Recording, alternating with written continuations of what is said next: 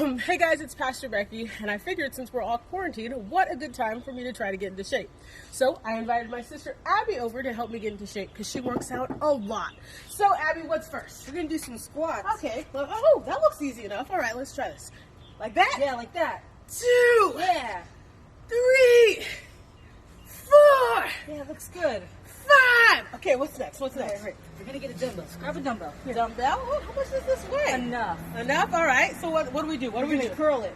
Oh, that looks easy. 1, 2. Look at these muscles, guys. 3, 4, 5. Switch arms? Yeah, switch okay, arms, all switch right. arms. All right. 1, 2, 3. Come on. 4. One more.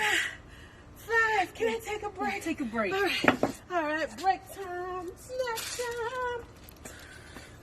Hey, what are you doing? What do you mean, what am I doing? If you want to get fit and get in shape, you're gonna have to make sacrifices, and sometimes it's gonna have to be the food that you eat. I guess. Well, actually, that reminds me of today's story found in Mark chapter 8, verses 31 through 38, where Jesus knew it was about that time where he was going to have to die on the cross. So he was getting his disciples ready. He gathered his disciples and he told them that he was going to have to suffer by the hands of the priests, that he was going to have to die on the cross, but there was good news that he was going to be raised from the dead. But there was one disciple, Peter, and Peter didn't like what he had to say. So he pulled him to the side and said, Jesus, that can't be true.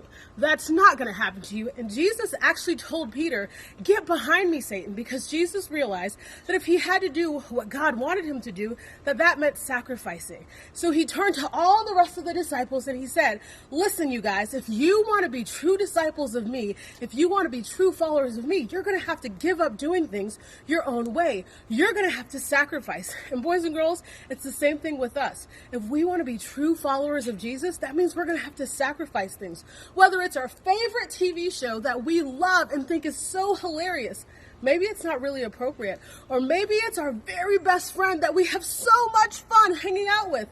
Maybe they influence us to do things that we know would make Jesus' heart sad. So I want you guys to think this week, what are some things that Jesus is asking you to sacrifice? Because if we're going to be true followers of Jesus, there are going to be some things that we have to sacrifice. Just like Pastor Becky has to sacrifice her snacks to get into shape, there are things that we as true followers of Jesus are going to have to sacrifice. So I'm going to get back to working out, and I want you guys to think about some things that you guys can sacrifice. All right?